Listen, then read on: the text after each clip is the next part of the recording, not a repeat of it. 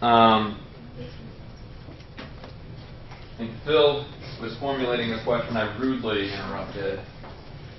I was just going to bring up a question.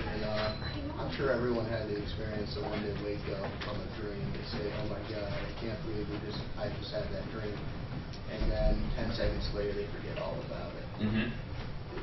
Maybe it could be the case that we just do that with all our dreams that we have all the time, And that we're just immediately forgetting them. Yeah, yeah. And I think there's something maybe to be said about this, that if you really want to remember a dream, I've been told you need to write it down, tell somebody about it. If you don't do it right away, you're going to forget it. Maybe one could try to argue that we could remember our dreams if we worked on it or something like that. The question would be, would that still prove that we think all the time? Yeah. Wouldn't the whole thing about like remembering dreams and things like that, would directly relate to memory, not so much so consciousness or thought? So I guess that's kind of where I get stuck with the whole like, oh, if you forget a dream or if you remember it, it's like I still kind of feel like you're thinking either way, even if you're remembering or not remembering it. And like memory is kind of a different substance. Would Locke agree that like memory isn't directly related to like our thought process, or? It kind of depends. Like, I think that he would want to say that it's not a necessary connection. There can be connections through memory. Okay. So you could have multiple thoughts and not necessarily remember all of them. But this is what he's ultimately trying to get at, is that what makes you the same person across time is sort of a collection of remembered experiences. Okay. Like I said, more on this fun topic later. Yeah? Back to the mind coming in and out of existence that Yeah. I had. Could it be argued that, like, let's say, I'm thinking in like the frames of like a computer program. I always have this, but you have a computer program running, right? And if you turn off the power, the computer program ceases to be. But you still have the hardware. That's like the foundation of the computer program itself. So if you could turn it back on, it still is. So could it be argued that the foundation is still there, even though the concept is still gone? This would be kind of a different view. I mean, there's a view like this out there. It's not a view that's held by Descartes. It's not a view held by Locke. It's probably not a view that really was popularized until within the last 100 years, which thinks of consciousness as sort of being a property of the brain, but not being a substance. So that consciousness is sort of, if you will, a feature of the kind of thing our brain is under the right circumstances. So it's more like the analogy you're kind of giving, which is that the brain is the hardware, and when we go to sleep, it's just sort of like we turn off the machine in some ways, and then everything is still able to run just when the power comes back on. It's a different view than what Locke is giving and than what Descartes is giving, but it's a view that I do think that there's some that people have today. And the key difference would be what you're describing would make consciousness a feature of like the brain, whereas these other people are trying to argue that consciousness is like it is like a different thing. Other thoughts before we move on to the next section. This is essentially takes us all the way up to page 328 here. So all of chapter 1, book 2. Any questions about any of that? I feel like we moved really quickly through a lot of dense text in here. I hope that my overview and what we do in class makes sense of this to everybody. But if there are passages or things in here that I'm skipping over that you really don't know what to make of, I'd be happy to go over some of that and bring clarity. Or if there were just interesting things in here you wanted to talk about that I just didn't give you the opportunity to, this is your chance.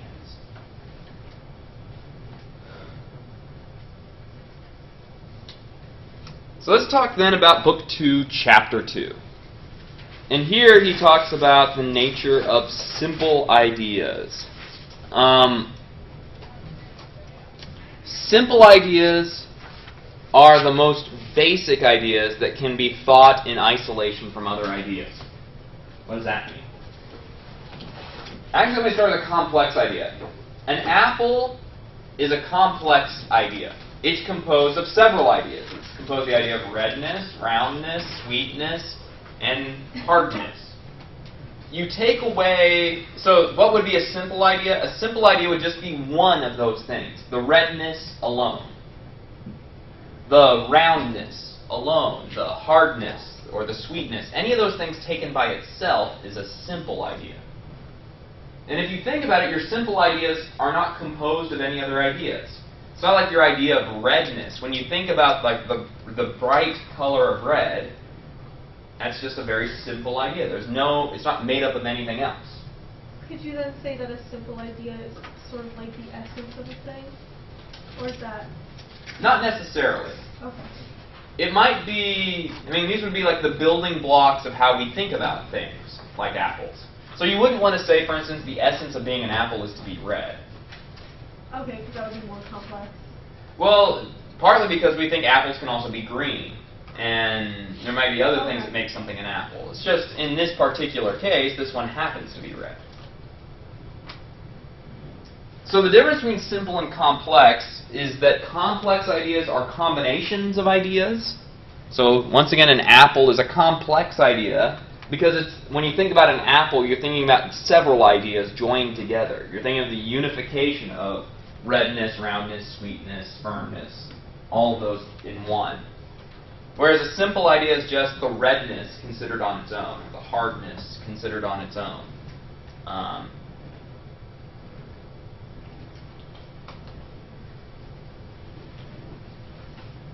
Simple ideas cannot be created or destroyed in the sense that, I don't mean this like metaphysically, I mean this like in the sense of how we acquire them. You can only acquire those simple ideas through sensation and reflection. You're never going to get a new, simple idea apart from experience.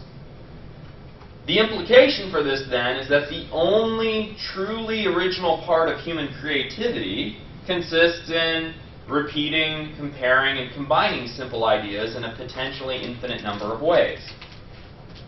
So there's a sense in which Locke is saying you cannot have an original thought. You can't. This is the sense in which he means that. You can't think of a color that you've never experienced. So nobody can just sit back and dream up, I just thought of a brand new color. No, you can't. You can't think of a new sound, like a new note, besides a sound or a note that you've already heard. You can't think of, a taste, what something would taste like apart from all the tastes that you've had. The closest that you can do is you can join together other experiences you've had and sort of create combinations that maybe have never been combined before.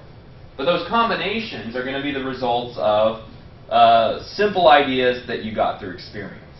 You didn't create the simple ideas. So one of the things that he points out is that you can't even imagine or conceive of some idea or quality associated with an object besides those that are associated with our five senses. Like you can't, this is what I was saying, where you can't think of a new color besides what you've already experienced. Some people like this. Some people are kind of put off by the thought that maybe we're not as creative and original as we would like to think we are. Locke, this also is helpful for thinking about other things. So one potential problem that people could raise for Locke's empiricism is that we can think about ideas we've never experienced, such as the idea of a golden mountain. Nobody has seen a mountain made of gold. But you have experienced, the idea of gold through simpler things, and you've experienced the idea of mountains. So where do we come up with an idea of a golden mountain? Well, it's a complex idea that we create. We don't create it brand new. We create it from the simple ideas we got through experience. Since we've already experienced gold and we've experienced mountains, we can just join those two ideas in our mind. You know, we can think about purple dragons. Where did we get the idea of a purple dragon? You've never experienced one, I hope. You get that through the same kind of process that you have simple ideas like of lizards and of winged creatures, and you're able to and purple things, and you're able to sort of extrapolate from these different ideas you do have. You can create out of those simple ideas a complex one that would be like a dragon. So like if you like looked up a picture of a purple dragon, like saw that picture of a purple dragon, that's technically not like experiencing like what one would look like. I don't know. Do you know what I mean? Like, Yeah. Instead of just picturing one in your head, actually like looking at another person's. So if your first idea of a dragon came through like seeing a picture or a movie, that would work. So the question would be, where did that guy come up with the idea of a purple dragon? But for you looking at it, That would be already, fine. Okay. In our day and age, we get all sorts of interesting ideas just through, the internet and movies. Mm-hmm. What about like extending like the range of simple ideas? Like they have like ultraviolet or infrared colors. Is that, I don't know how to really, how does that factor into this? Well, this is going to maybe come up in the next section we're going to look at, but in a way we don't have direct ideas of like infrared color or ultraviolet color. That those are things that are not, that we don't know what those colors look like, right? Maybe some animals do. We still have like the idea of them, just not the color. That's right. So our idea of them is not really of them directly, it's more of them insofar as they cause our instruments to do certain things. We create devices that measure these things, and we say, oh, whatever, ultraviolet does this on, causes my instrument that measures wavelengths of light to register this way.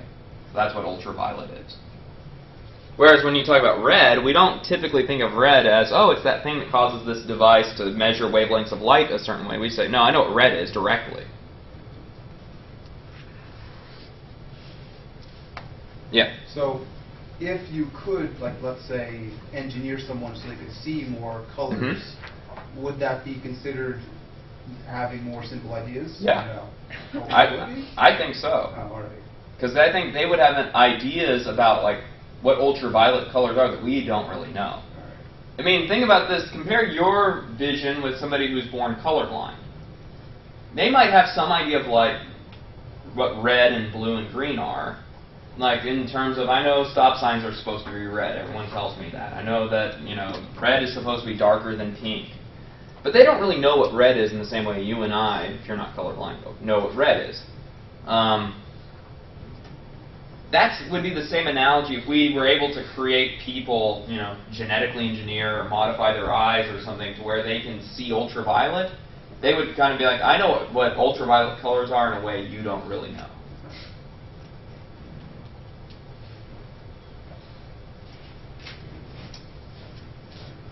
So this takes us then to the topic of the difference between primary and secondary qualities. So this is where we skip ahead to chapter 7 here. I had you skip over chapters 3, 4, 5, and 6.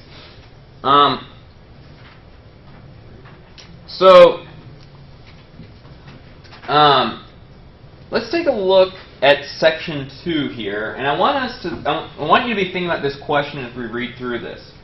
What does Locke mean when he writes, "It being one thing to perceive and know the idea of white or black, and quite another to examine what kind of particles they must be, and how arranged in the surfaces to make any object appear white or black"?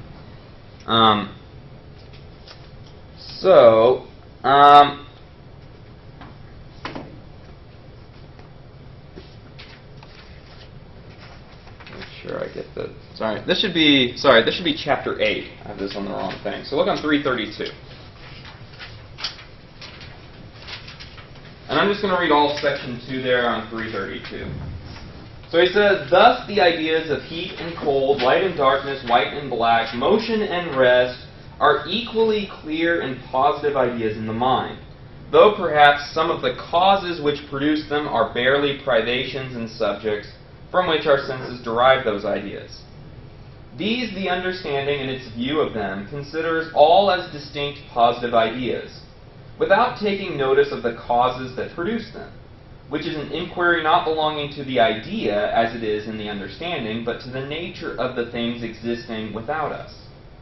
These are two very different things and carefully to be distinguished. It being one thing to perceive and know the idea of white or black, and quite another to examine what kind of particles they must be, and how arranged in the surfaces to make any object appear white or black. So what are you getting out of this section? It doesn't even necessarily have to be about this quotation, but what is he trying? What's he bringing out from this section we just read?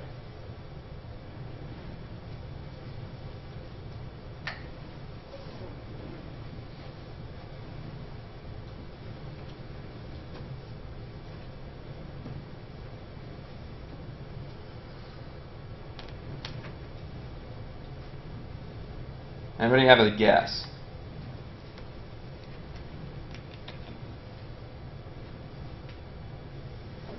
Think about the concept of like blackness. Do you have an idea of blackness? Do you know that conjures up something in your mind if you want to think about it?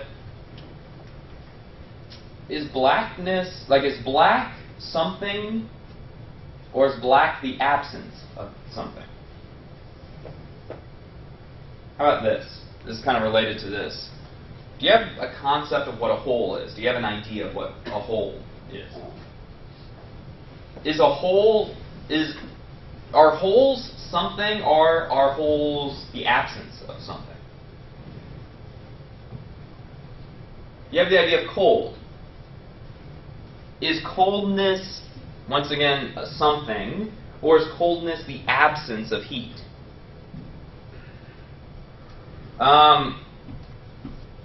Locke is concerned in this part that not all of the positive ideas we have correspond to positive things.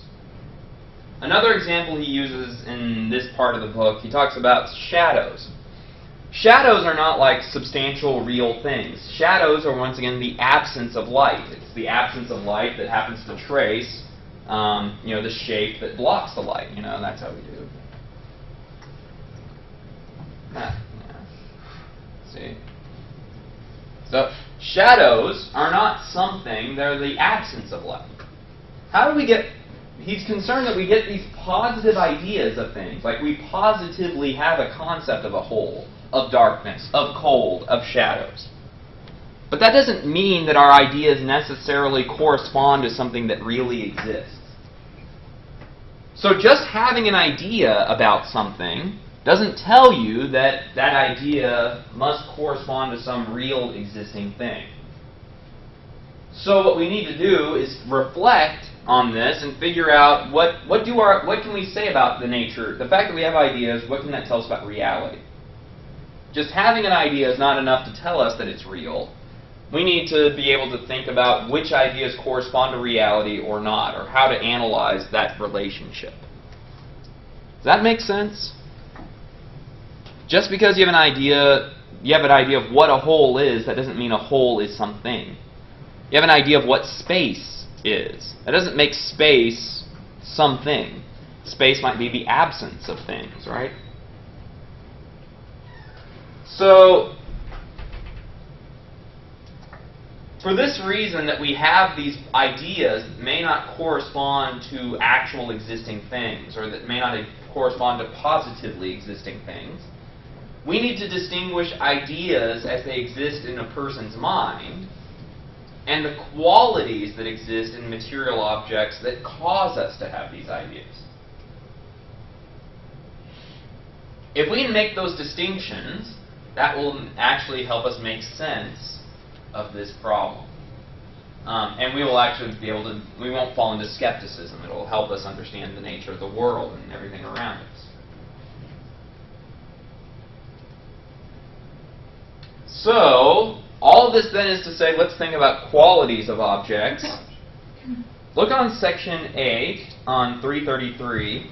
This is another short one. I'm going to read this one in its entirety, and somebody pay attention and let me know how does he define a quality. So whenever the mind perceives in itself or is the immediate object of perception, thought, or understanding, that I call idea. And the power to produce any idea in our mind I call a quality of the subject in which the power is. Thus, a snowball having the power to produce in us the ideas of white, cold, and round, the power to produce those ideas in us as they are in the snowball I call qualities. And as they are sensations or perceptions in our understandings, I call them ideas. Which ideas, if I speak of sometimes, is in the things themselves, I would be understood to mean those qualities in the objects which produce them in us. So what's an idea? Or what's a quality? The power to produce an idea? A quality is the power to produce an idea in our mind. Sometimes what Locke calls qualities, today we talk about properties. And maybe this won't actually be a perfect fit, but let's roll with that for a moment. Which is to say, there are properties of your book. Like your book, it's kind of rectangular. What do we mean when we say it's rectangular in Locke's sense? That means that this book has the power to produce in your mind, when you look at it, the idea of rectangularity. A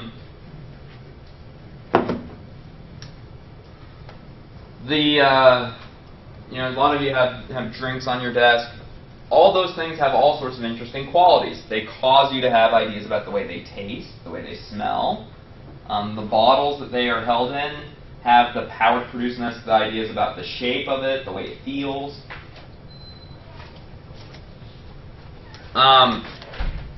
So a quality is just the power that something has to produce those ideas in our mind. He next distinguishes between primary qualities and secondary qualities. Primary qualities are those qualities that are in material objects and are utterly inseparable from them. So these are the ideas that they produce in us that describe the way that the objects are in themselves. So your book, when I say it's rectangular, that's a primary quality. It produces the idea of rectangularity, and it is a part of the substance of the book. It's not separable from this book.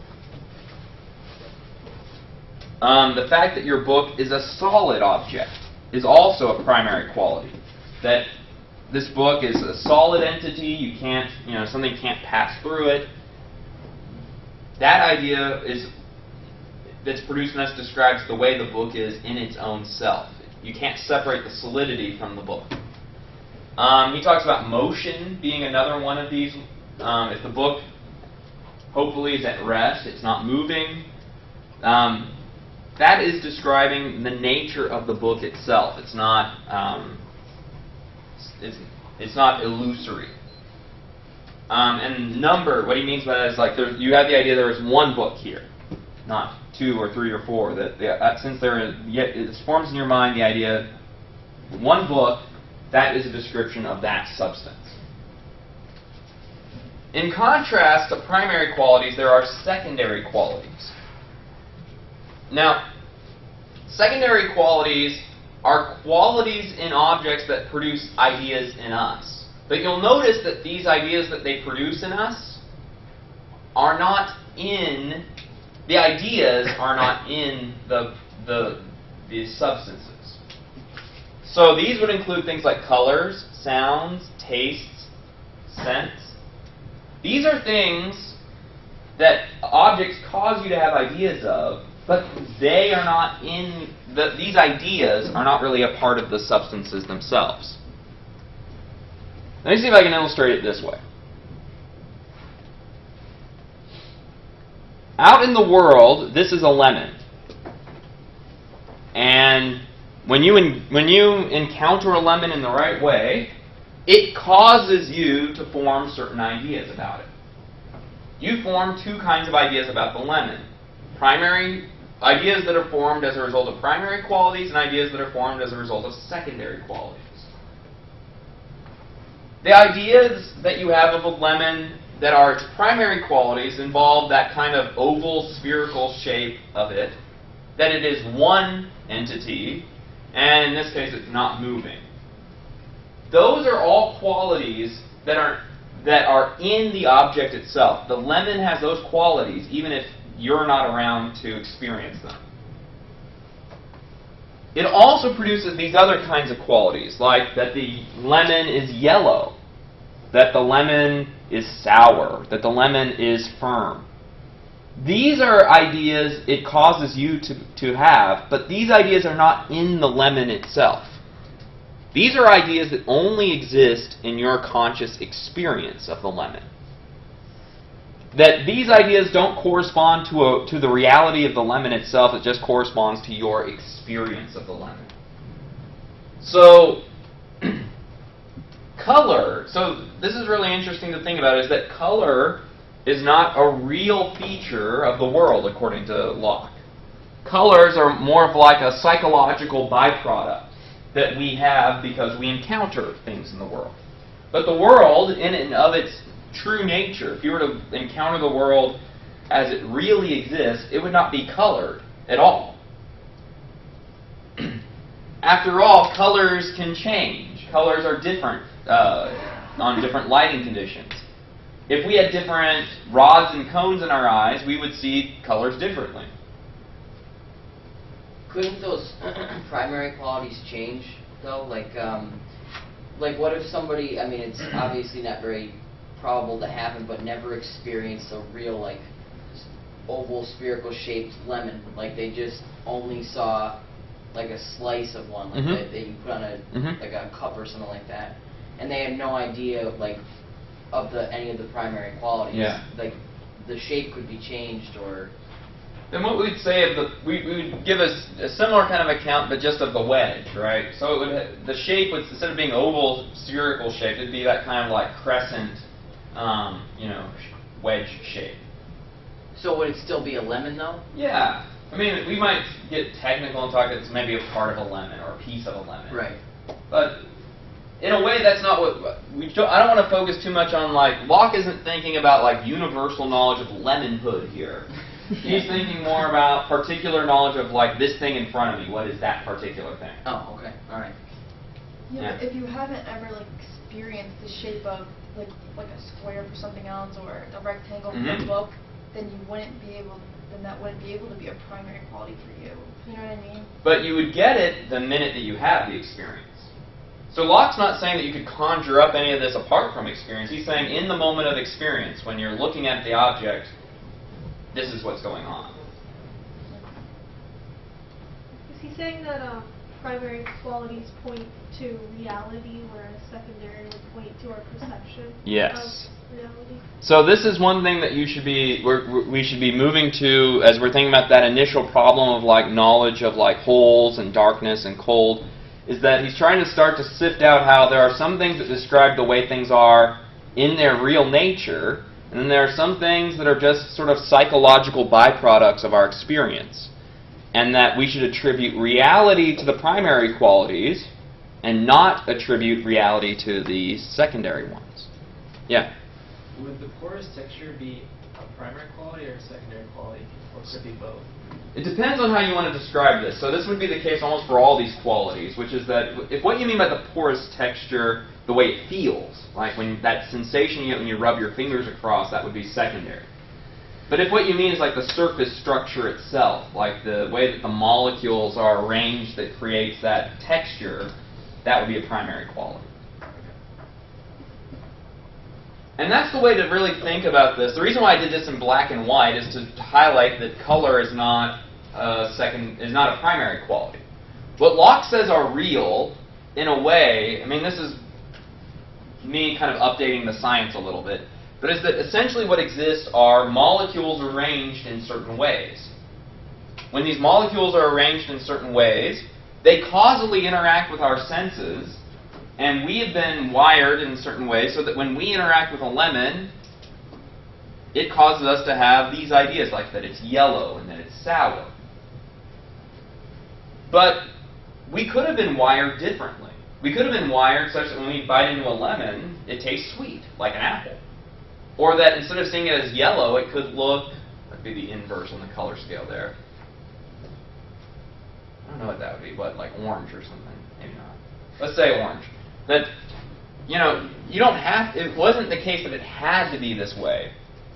But even if we all experienced the lemon in different ways, it would still have to have this structure in reality that causes all of us to have those ideas. Yeah. What would you say to somebody who looks at like a baby, who's never seen a baby before, and then looks at someone who's elderly? Because a baby is obviously like yay tall, and then an elderly person's obviously a lot bigger and looks different than a child. Would you say the same? Would that be like a primary quality, or? So in this case, what you're kind of raising is more a question about the general nature of human beings, right? Yeah.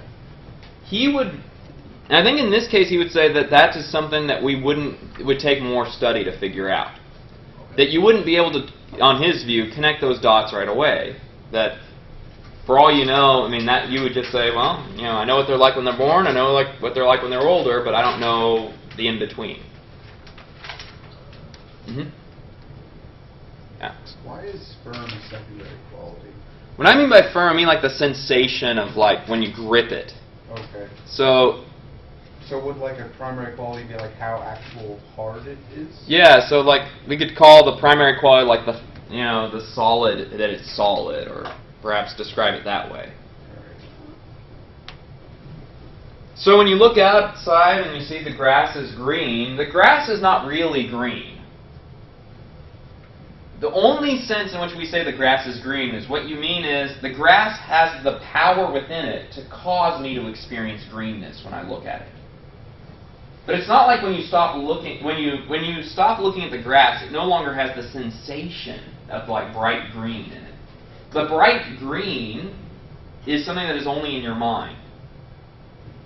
It makes a little more sense actually with taste for a lot of people. That the sourness of the lemon, it's not like that sensation exists in the lemon and like it like feels sour when you're not tasting it.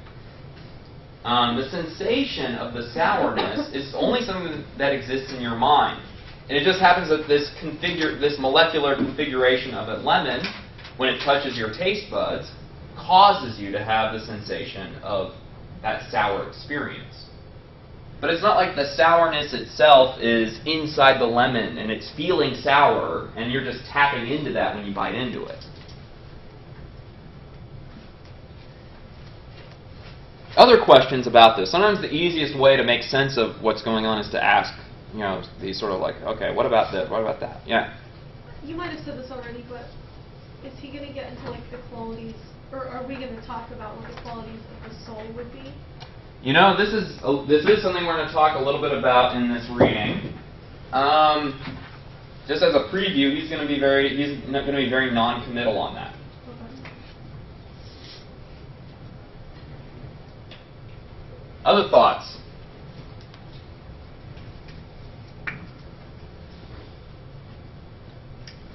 So one of the things he wants to say is that the ideas that are produced by secondary qualities do not really exist in material objects. So the sensation that you get, the taste, the scent, the feeling, is not really, those qualities are not inside objects, those are only inside your experience. The primary qualities, though, that we get resemble attributes that really exist in material objects, like the shape, the motion, the number of things. Those qualities really do exist.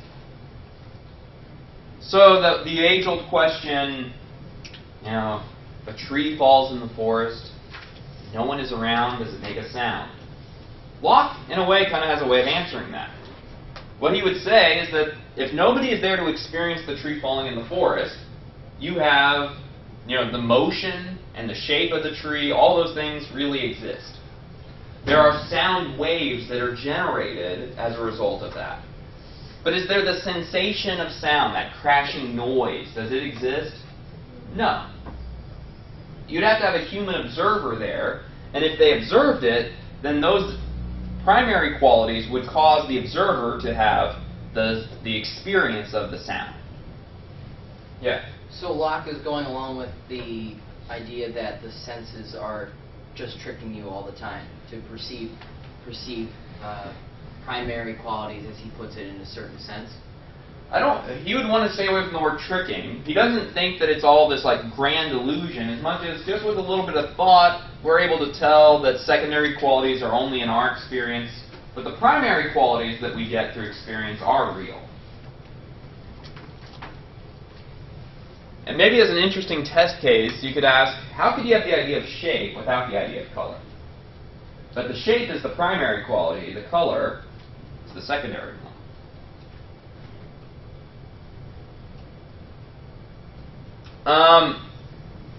Let's take a look at section 15 here, the way that he describes primary qualities as being real.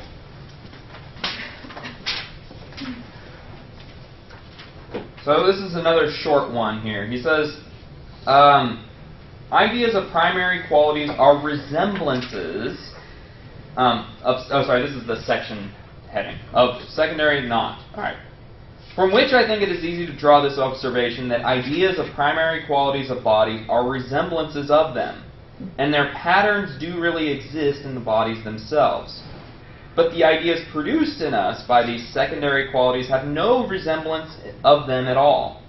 There is nothing like our ideas existing in the bodies themselves. They are in us, they are in the bodies we denominate from them only a power to produce the sensations in us. And what is sweet, blue, or warm in idea is but the certain bulk, figure, and motion of the insensible parts of the bodies themselves, which we call so. He goes on to give a couple of examples to try to help us with this as well. So the next section he talks about fire. One of the qualities, one of the ideas that fire can cause in us, if you get too close to the fire, it can burn you and cause you pain. Do you think pain is in the fire? Do you think the fire is experiencing pain? I hope not, right? I mean, that sounds really strange. If you get at a nicer distance from the fire, it gives you pleasure. If it's that nice, warm kind of campfire feel that we like, we enjoy that. It's pleasurable. Is pleasure in the fire? Well, guess what? Are both pain and pleasure simultaneously in the fire? Locke wants to say, of course not. Pain and pleasure are not things that the fire itself has. Pain and pleasure are the ideas the fire causes us to have. But pain and pleasure don't resemble fire in any way. This also would go for this idea of warmth. The feeling of warmth or heat is not in the fire. The feeling is only in our experience. What he would say is that fire does have a temperature. Temperature is just measured by the average kinetic energy of the motion of the particles. So that's what, if you want to say that the fire has temperature, he's fine, but the fire doesn't have warmth.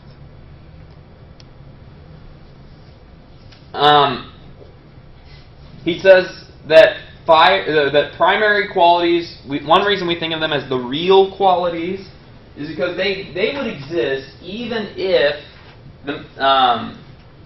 all the secondary qualities were stripped away. So those primary qualities actually are what make us have the secondary qualities. We have these ideas of secondary qualities because the primary qualities in objects caused us to have those ideas.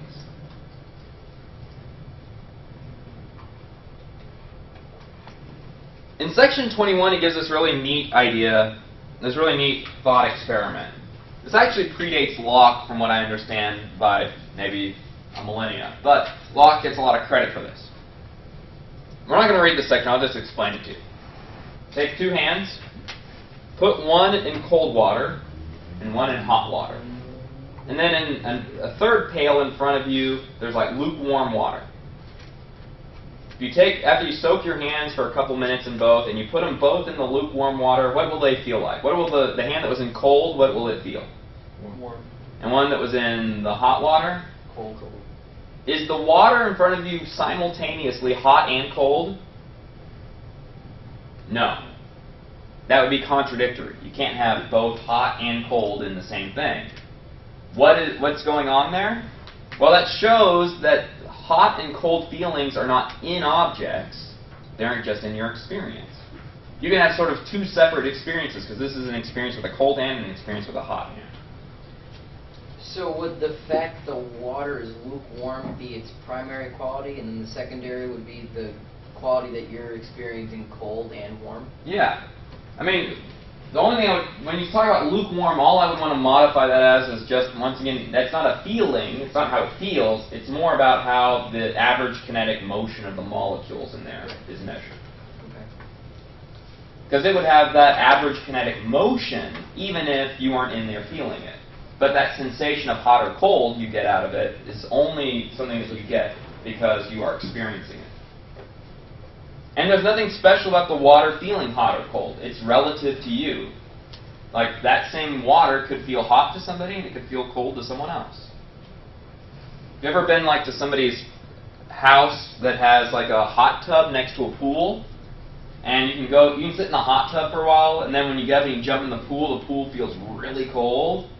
But somebody else who wasn't in the hot tub might think the pool feels fine. That's because the feeling you get is not in the pool, it's in your experience.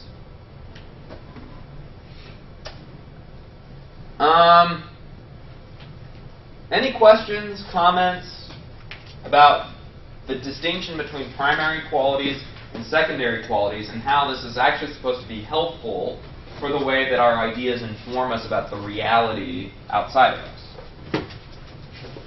Yeah? Not exactly the distinction, but how, I don't know how to really put this, how does this not, how is like the idea of primary qualities not sort of like Neoplatonism?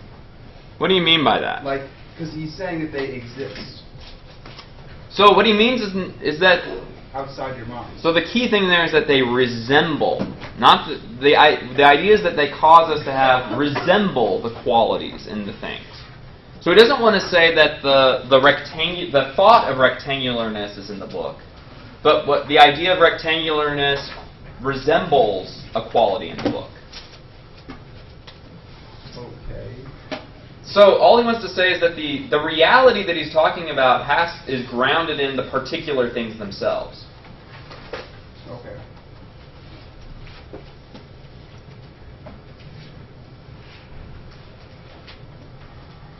Any other thoughts on this? You may have a test question about it, so don't leave here without figuring this out. I'll be posting your study guide for the test. Don't forget the first hour of next class will be dedicated to the test. The next 2 hours, the rest of Locke. See you then.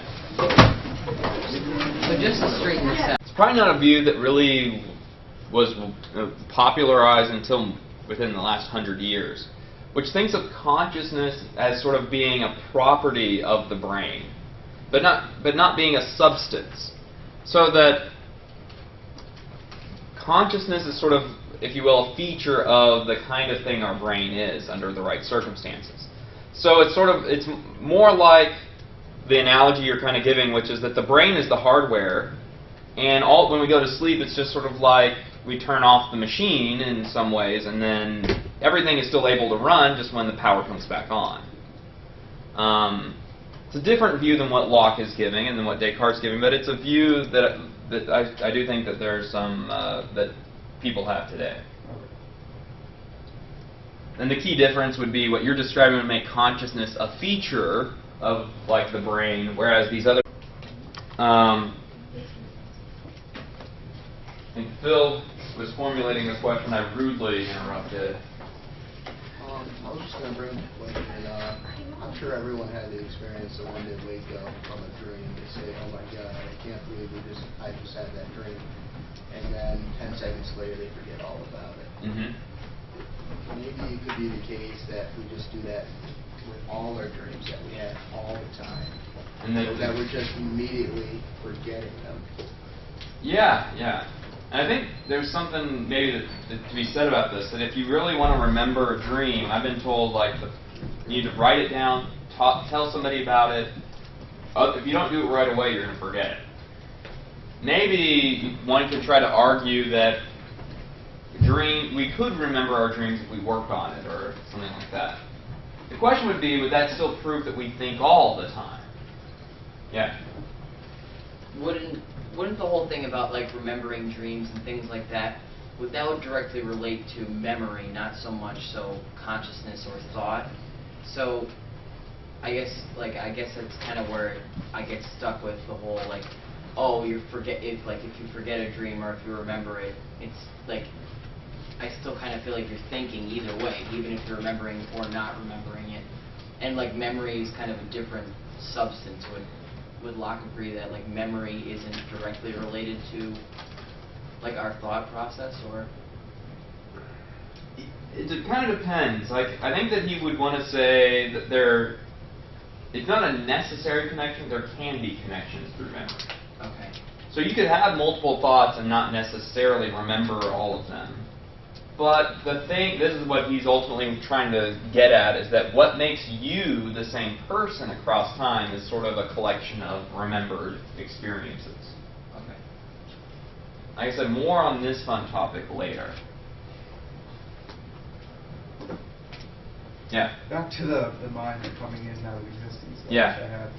Could it be argued that, like, let's say, I'm thinking in like the frames of like a computer program. I always have this, but you have a computer program running, right? And if you turn off the power, the computer program ceases to be. But you still have the hardware. That's like the foundation of the computer program itself.